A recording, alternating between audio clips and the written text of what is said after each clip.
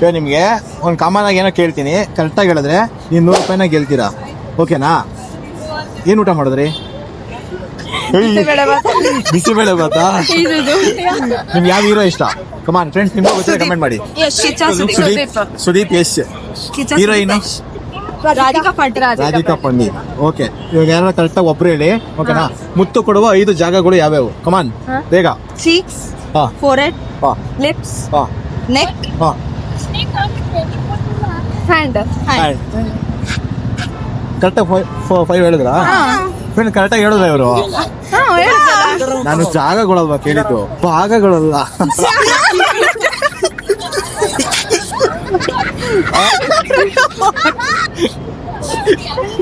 ಯಾವ್ಯಾವ ಜಾಗದಲ್ಲಿ ಕೊಡ್ತಾರೆ?